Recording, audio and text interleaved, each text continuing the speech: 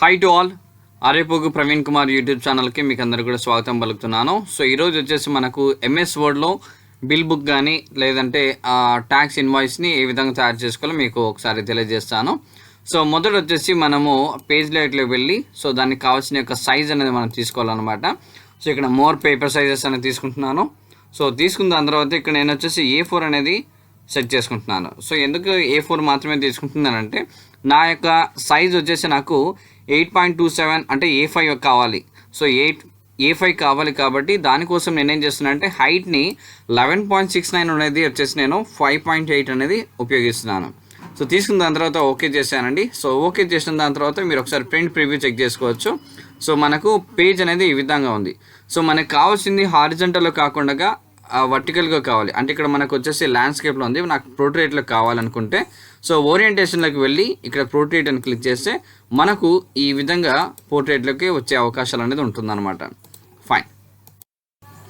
So ఈ విధంగా మనం ఓరియంటేషన్ తీసుకున్న దాని తర్వాత అండ్ పేజ్ యొక్క మార్జిన్స్ కూడా మనం చెక్ చేసుకోవాలి. సో ఇక్కడ మార్జిన్స్ అని క్లిక్ చేస్తే సో ఇక్కడ మనకు వచ్చేసి top left bottom right side అంతా కూడా నేను 0.5 అనేది ఉపయోగించుకోవాలనుకుంటున్నాను కాబట్టి నేను నారో అనేది ఉపయోగిస్తున్నాను అనమాట. ఫైన్. అండ్ నెక్స్ట్ వచ్చేసి మనకు సింపుల్గా మనము టేబుల్ ద్వారానే ఒక బిల్ బుక్ని ఏ విధంగా తయారు చేసుకోవాలని దాని గురించి మీకు ఇక్కడ తెలియజేస్తున్నాను. సో మొదట మనం టేబుల్లోకి వెళ్ళి మీరు ఇక్కడ నుంచి అయినా తీసేసుకోవచ్చు, లేదంటే ఇన్సర్ట్ టేబుల్ నుంచైనా మనం number of columns and number of rose add చేసుకొని మనం ఉపయోగించుకోవచ్చు అనమాట. సో ఇప్పుడు కాలమ్స్ వచ్చేసి నేను 5 ఉపయోగిస్తున్నాను అండ్ దాని తర్వాత నంబర్ ఆఫ్ రోస్ వచ్చేసి ఒక 8 అనేది యాడ్ చేస్తున్నాను అండ్ ఓకే చేశాను. సో ఈ విధంగా మనకు టేబుల్ అనేది రావడం జరిగింది అండ్ మనకు చివరి వరకు ఇది ఎంత కావాలంటే అంతవరకు మనం దాన్ని ఎక్స్టెన్షన్ అనేది చేసేసుకోవచ్చు అనమాట. ఫైన్. సో ఈ విధంగా డాక్యుమెంట్ మొత్తం ఎంతైతే ఉందో సో అంతవరకు నేను ఇక్కడ ఆ యొక్క టేబుల్ అనేది ఇక్కడ సెట్టింగ్ చేసేసానండి. సో మనకి ఎంత కావాలంటే అంత మాత్రమే ఇవ్వాలి అనమాట. ఫైన్. సో ఈ విధంగా ఇచ్చిన దాని తర్వాత ఇక్కడ పైన వచ్చేసి నేను ఏం చేస్తున్నానంటే మొత్తాన్ని సెలెక్షన్ చేసి లేఅవుట్లోకి వెళ్ళి ఇక్కడ మర్జ్ సెల్స్ అనేది ఉంటుంది. సో ఈ యొక్క ఆప్షన్ క్లిక్ చేయడం వల్ల ఏమవుతుందంటే ఇక్కడ సెల్స్ అన్ని ఇట్లా గుంపులుగా ఉండేటివన్నీ కూడా ఒక సెల్గా మనకు అయిపోతుంది అనమాట. ఫైన్. అండ్ ఇలా చేసిన దాని తర్వాత ఇందులో నేను ఏం చేస్తున్నానంటే టెస్ట్ అనేది యాడ్ చేస్తున్నాను. సో ఉదాహరణకి GST number. So GST number అని టైప్ చేస్తాను అండ్ నెక్స్ట్ వచ్చేసి డేట్ కూడా కావాలి. Date colon and dash dash dash dash. So డేట్కి సంబంధించిన బ్లాంక్ కూడా కావాలి కాబట్టి ఈ విధంగా పెట్టాను. And GST number and date రెండు కూడా ఈ విధంగా ఉండకూడదు కాబట్టి ఇప్పుడు నేనేం చేస్తున్నానంటే అలైన్ సెంటర్ Ctrl+E అని క్లిక్ చేసి మిడిల్లో వచ్చేసి స్పేస్ బార్ అనేది యూస్ చేస్తున్నాను నేను. సో ఈ విధంగా స్పేస్ బార్ ఉపయోగించడం వల్ల నాకు రెండు కూడా లెఫ్ట్ సైడ్కి అండ్ రైట్ సైడ్కి వెళ్ళిపోతాయి అన్నమాట. ఫైన్. సో ఈ విధంగా వెళ్ళిపోయిన దాని తర్వాత నేను దీని యొక్క చివరికి వచ్చేసి ఎంటర్ అని క్లిక్ చేస్తాను. ఎంటర్ క్లిక్ చేసిన దాని తర్వాత ఇక్కడ నేను వచ్చేసి ట్యాక్స్ ఇన్వాయిస్ అనేది నేను టైప్ చేస్తున్నాను. ట్యాక్స్ ఇన్వాయిస్ బిల్ అని టైప్ చేశాను. దీని తర్వాత company name. So company name కానీ మీ యొక్క సంస్థ ఏదైతే ఉందో ఆ యొక్క సంస్థ నేమ్ అనేది మీరు మెన్షన్ చేసుకోవచ్చు అనమాట. సో కంపెనీ నేమ్ టైప్ చేశాను అండ్ తర్వాత వచ్చేసి అడ్రస్. సో అడ్రస్ ఏదైతే ఉందో ఆ యొక్క అడ్రస్ అనేది మీరు మెన్షన్ చేయొచ్చు ఇక్కడ. సో ఉదాహరణకి నేను 3456 అని పెట్టేశాను అండ్ స్ట్రీట్ నేమ్ ఏదైతే ఉందో అది కూడా మెన్షన్ చేయండి. అండ్ తర్వాత city and state. So state mention చేసిన దాని తర్వాత సెల్ నెంబర్. సో ఇక్కడ సెల్ నెంబర్ కూడా మనము యాడ్ చేస్తున్నాము. సో సెల్ నెంబర్ వచ్చేసి ఏదో ఒకటి. సో 9999999 ఈ విధంగా ఇచ్చేసాను అనమాట. ఫైన్.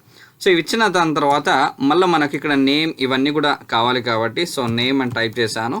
నేమ్ టైప్ చేసిన దాని తర్వాత ఇక్కడ కింద నేను డాష్ అనేది ఉపయోగిస్తాను. మైనస్ హైఫన్ అది షిఫ్ట్ పెట్టుకొని మీరు ఇది అండర్స్కోర్ ఉపయోగించినట్లయితే మనకి ఈ విధంగా రావడం జరుగుతుంది అనమాట. ఫైన్. నెక్స్ట్ ఎంటర్ క్లిక్ చేశాను అండ్ అడ్రస్ కూడా మెన్షన్ చేశాను. దీనికి కూడా షిఫ్ట్ పెట్టుకొని హైఫన్ అనేది ఉపయోగిస్తున్నాను. సో అప్పుడు మనకి ఈ విధంగా బ్లాంక్ మాదిరి మనకి రావడం జరుగుతుంది అనమాట. నెక్స్ట్ ఎంటర్ క్లిక్ చేశాను అండ్ ఇన్వాయిస్ నెంబర్ టైప్ చేసి ఇక్కడ కూడా షిఫ్ట్ అండర్స్కోర్.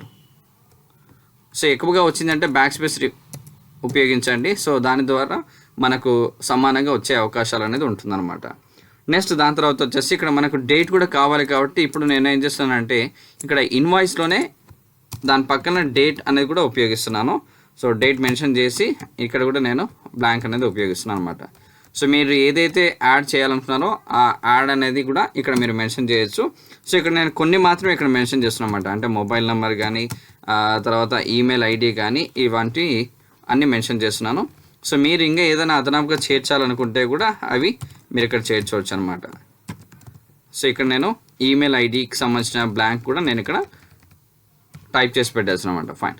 సో ఈ విధంగా టైప్ చేసిన దాని తర్వాత నెక్స్ట్ మనం ఏం చేయాలనుకుంటున్నామంటే కొద్దిగా నేను ఇక్కడ స్పేస్ అనేది ఇచ్చేసాను.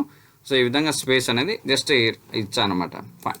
అండ్ తర్వాత వచ్చేసి ఇక్కడ నాకు సీరియల్ నెంబర్ కావాలి. So serial number and next వచ్చేసి ఐటమ్స్ కానీ లేదంటే పర్టికులర్స్ ఏదన్నా ఉన్నట్లయితే సో వాటిని కూడా ఇక్కడ మీరు మెన్షన్ చేయొచ్చు.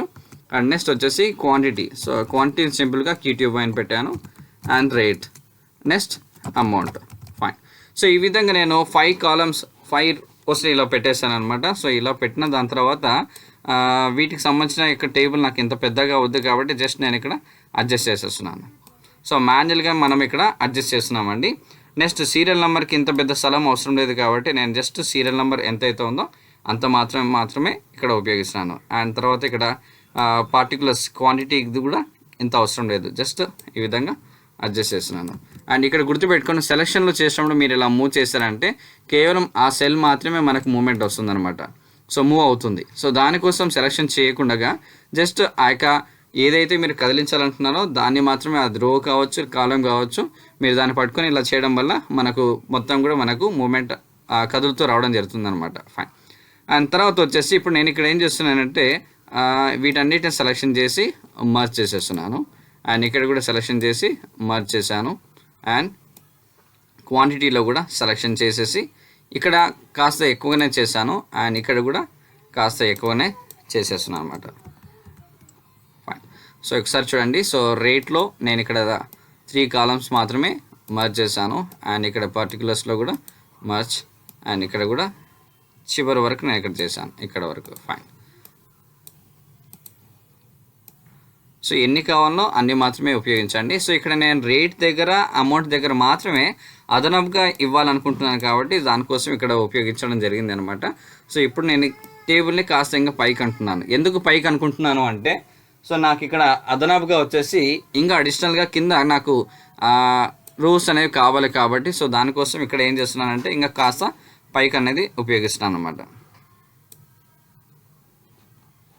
సో నాకు ఇంకా ఇక్కడ కొన్ని రోస్ కావాలి. సో దానికోసం టేబుల్ని ఇంకాస్త పైకి అనేస్తున్నాను. అండ్ ఇక్కడ తర్వాత ఏం చేస్తున్నానంటే సబ్ టోటల్ అనేది టైప్ చేస్తున్నాను. సబ్ టోటల్ అని టైప్ చేశాను. సబ్ టోటల్ టైప్ చేసిన దాని తర్వాత వచ్చేసి ఇక్కడ చివరికి వచ్చేసి ఎంటర్ అని క్లిక్ చేస్తున్నాను. సో సారీ అండి. సో ఇక్కడికి వచ్చిన దాని తర్వాత నెక్స్ట్ ఇక్కడ కింది లైన్లో ఏదైనా టైప్ చేయాలనుకుంటున్నాను కాబట్టి ఇక్కడ ట్యాక్స్ అని టైప్ చేస్తున్నాను. అండ్ నెక్స్ట్ ఇక్కడ వచ్చేసి టోటల్ అని ఈ విధంగా టైప్ చేయడం జరిగింది అనమాట. ఫైన్. అండ్ ఇక్కడికి వచ్చిన దాని తర్వాత నాకు ఇంకా అదనపుగా ఇంకొక రో కావాలి కాబట్టి ఈ విధంగా తీసుకోవడం జరిగింది. అండ్ ఈ రెండింటినీ నాకు ఇప్పుడు అనవసరం కాబట్టి మర్జ్ చేసేస్తున్నాను. ఇక్కడ కూడా సెలెక్షన్ చేసి మర్జ్, సెల్స్ని మొత్తాన్ని సెలెక్షన్ చేసి మర్జ్ చేస్తాం. ఇది మర్జ్ అనేది ఎందుకు వాడతాము అంటే సో అనవసరంగా ఉన్న సెల్స్ ఏవైతే ఉన్నాయో వాటన్నిటిని కలిపి ఒకటే సెల్గా మనం మార్చడం జరుగుతుంది అనమాట. సో దానికోసమే ఈ యొక్క సెల్ అనేది మనం మర్జ్ ద్వారా మనం ఉపయోగించడం జరుగుతుంది అనమాట. ఫైన్. సో ఇక్కడ సబ్ టోటల్ అనేది నేను ఇక్కడ ఇంత పెద్దగా అవసరం లేదు కాబట్టి జస్ట్ ఇలా పైకి అనేస్తున్నానండి. అండ్ ట్యాక్స్ కూడా నాకు ఇంత పెద్దగా అవసరం లేదు కాబట్టి జస్ట్ ఈ విధంగా ఉపయోగిస్తున్నాను. అండ్ టోటల్ కూడా. ఫైన్. సో ఈ విధంగా అయితే ఉపయోగించాను. అండ్ తర్వాత వచ్చేసి ఇక్కడ కింద ఉన్నది కూడా ఇంకాస్త పైకి అనేది ఉపయోగించుకున్నాను. ఫైన్. సో ఈ రకంగా ఉపయోగించిన దాని తర్వాత ఇక్కడ ఇంకొకటి నాకు కావాలి. సో దానికోసం ఇంకొకటి తీసుకున్నాను. అండ్ ఈ మొత్తాన్ని కూడా సెలెక్షన్ చేసి అండ్ ఇక్కడ వచ్చేసి నేను మళ్ళీ మర్జ్ అనేది ఉపయోగిస్తున్నాను. సో మర్జ్ అని చేసిన దాని తర్వాత ఇక్కడ ఏం రాయాలంటున్నాను అంటే ఇన్ వర్డ్స్, అంటే మనం డబ్బులు ఎంతైతే ఇచ్చామో లేకపోతే బిల్ ఎంతైతే పడిందో దాని యొక్క సంఖ్య రూపంలో ఇచ్చిన దాన్ని అక్షరాల రూపంలో రాయాలనుకుంటే సో ఈ విధంగా ఇన్ వర్డ్స్ అనేది మనం రాయడం జరుగుతుంది అనమాట. అండ్ తర్వాత వచ్చేసి ఇక్కడ కింద ఉన్న దాన్ని మొత్తాన్ని కూడా సెలెక్షన్ చేసి దీన్ని కూడా మర్జ్ సెలెక్ట్ చేశాను. ఇక్కడ ఏం చేయాలంటున్నానంటే so thank you visit again, thank you and visit again అనేది ఇక్కడ నేను టైప్ చేస్తున్నాను.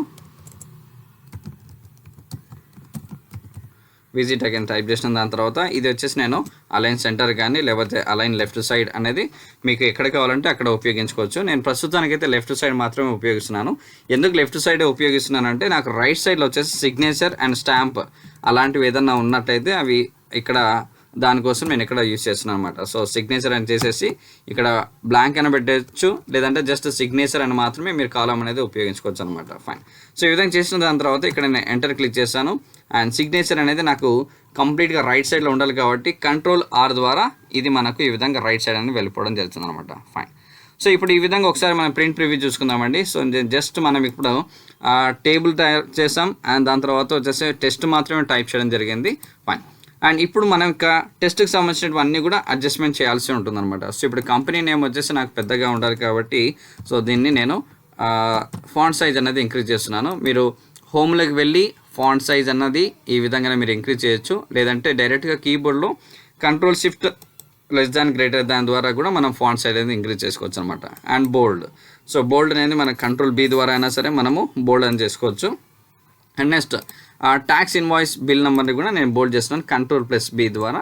నెక్స్ట్ GST నెంబర్ నాకు ఇది కూడా బోల్డ్ కావాలి కాబట్టి సో దీన్ని కూడా సెలెక్షన్ చేసి Ctrl+B అనేది ఉపయోగిస్తున్నాను అనమాట. అండ్ ఇక్కడ నేమ్, అడ్రస్, ఈ బిల్ నెంబర్, ఈమెయిల్ ఇవన్నీ కూడా చాలా దగ్గరగా ఉన్నాయి. సో దానికోసం ఏం చేస్తున్నానంటే లైన్ స్పేసింగ్ ఆప్షన్ అనేది నేను కాస్త ఎక్కువగా ఇచ్చేస్తున్నాను. సో ఉదాహరణకి 1.5 అనేది ఇచ్చేస్తున్నాను. సో దట్ మనకి ఈ విధంగా టెస్ట్ అనేది లైన్కి గ్యాప్ అనేది రావడం జరుగుతుంది అనమాట. ఒకవేళ మనం రిటర్న్గా ఏదైనా రాసినప్పుడు కింది యొక్క లైన్కి ఎటువంటి డిస్టర్బెన్స్ ఏం లేకుండా, పైన ఉన్న లైన్కి ఎటువంటి డిస్టర్బెన్స్ లేకుండా ఈ విధంగా మనకి రావడం జరుగుతుంది అనమాట. ఫైన్. అండ్ నెక్స్ట్ వచ్చేసి ఇక్కడ సీరియల్ నెంబర్, పర్టికులర్స్, ఇక్కడ ఐటమ్స్ ఏవైతే ఉన్నాయో వాటన్నిటి కూడా లేఅవుట్లోకి వెళ్ళి అలైన్ సెంటర్ అని ఉపయోగిస్తాను. అండ్ హోమ్లోకి వెళ్ళి దాని యొక్క ఫాంట్ సైజ్ పెంచుకోవాలంటే పెంచుకోవచ్చు. అండ్ కాస్త నేను బోల్డ్ అనేది చేస్తున్నాను కాబట్టి Ctrl+B, లేదంటే హోమ్లో ఇక్కడ B అనే ఒక ఆప్షన్ మీరు క్లిక్ చేసిన ద్వారా మనకు అది బోల్డ్ అనేది రావడం జరుగుతుంది అనమాట. ఫైన్. అండ్ నెక్స్ట్ టోటల్ అని కూడా సెలెక్షన్ చేసి దాన్ని కూడా Ctrl+B అనేది నేను బోల్డ్ చేశాను. సో ఈ విధంగా మనము టెస్ట్ మొత్తాన్ని కూడా మనం మోడిఫికేషన్ అనేది చేసేయచ్చు అనమాట. ఫైన్. అండ్ దాని తర్వాత వచ్చేసి ఈ యొక్క టేబుల్ నేను కాస్త ఇట్లా ఒక పైకి ఉపయోగిస్తున్నాను. ఫైన్. సో ఒకసారి ప్రింట్ ప్రివ్యూ చెక్ చేసుకుందామండి. సో మనకి ఏ విధంగా వచ్చింది అనేది. సో ఇక్కడ మనం చూడొచ్చు. సో ఈ విధంగా మనకు మన యొక్క bill book, so tax invoice bill అనేది ఈ విధంగా మనకు రావడం జరిగింది అనమాట. ఫైన్. సో ఇక్కడ మనకు బార్డర్స్ కూడా రావాలనుకుంటే మనం బార్డర్స్ కూడా అప్లై చేసుకోవచ్చు అండి. సో ఇక్కడ నేను ఏం చేస్తున్నా అంటే ఇది కాస్త పైకి అనేసి మొత్తాన్ని టేబుల్ మొత్తాన్ని సెలెక్షన్ చేసి లేఅవుట్ అండ్ డిజైన్, ఈ డిజైన్లోకి వచ్చేస్తే మనకు ఆ బార్డర్ సంబంధించిన థిక్నెస్ ఎంత కావాలి అండ్ ఏమేమి ఉపయోగించాలనే దాన్ని బట్టి ఇక్కడ మనం ఉపయోగించుకోవచ్చు అనమాట. సో నేను థిక్నెస్ వచ్చేది ఇది యూస్ చేశాను. అండ్ దాని యొక్క డిజైన్ ఏదైనా కావాలనుకుంటే కూడా మీరు డిజైన్గా మీరు ఉపయోగించుకోవచ్చు అనమాట. అండ్ ఇక్కడ బార్డర్స్లోకి వెళ్ళి ఆల్ బార్డర్స్ అని క్లిక్ చేస్తే మనకు ప్రతిదీ కూడా మనకు ఆ బార్డర్స్ అనేది అప్లై అయిపోతుంది అనమాట. సో ఇక్కడ చూడొచ్చు. అండ్ ఎప్పుడైతే మీకు ఒక పేజ్ తర్వాత ఇంకొక పేజ్కి వచ్చిందో అప్పుడు మనం వెంటనే ఏం చేయాలంటే దాని యొక్క సైజ్ అనేది తగ్గించాల్సి వస్తుంది. సో ఎందుకంటే అది సాధారణంగా ఉండడానికంటే కూడా అధికంగా వచ్చింది అనేది మనకి ఇక్కడ అర్థమైపోతుంది అనమాట. సో దానికోసం ఏం చేయాలంటే ఆ యొక్క టేబుల్ని మనం కాస్త సైజ్ అనేది తగ్గించాల్సి వస్తుంది. సో ఇంకా పైకి వెళ్ళాలి కాబట్టి ఇంకా కాస్త పైకి పంపించేస్తున్నాను. రైట్. ఫైన్. సో ఇప్పుడు చూసుకున్నట్టయితే కరెక్ట్ మనకు టేబుల్ ఒకటే డాక్యుమెంట్లో మనకి రావడం జరిగింది. ఇక్కడ చూడవచ్చు అనమాట. సో ఈ విధంగా మనం సింపుల్గా మన యొక్క బిల్ బుక్ అనేది మనం తయారు చేసుకోవచ్చు. సో ఇది నచ్చలేదు అనుకుంటే మీ యొక్క బార్డర్ ఏదైనా సరే మీకు నచ్చిన యొక్క బార్డర్ నేమ్ అనేది మీరు ఇక్కడ ఉపయోగించుకోవచ్చు అనమాట. సో ఇది అండి. సో మనకు సింపుల్గా ఎంఎస్ వర్డ్లో కేవలం టేబుల్ ద్వారా మనము ఒక బిల్ బుక్ కానీ లేదంటే ట్యాక్స్ ఇన్వాయిస్ బిల్ కానీ మనం ఈ విధంగా తయారు చేసుకోవచ్చు అనమాట. సో థ్యాంక్ యూ అండి. Keep watching. మీకు నచ్చినట్టయితే లైక్ చేయండి, షేర్ చేయండి, సబ్స్క్రైబ్ చేయండి.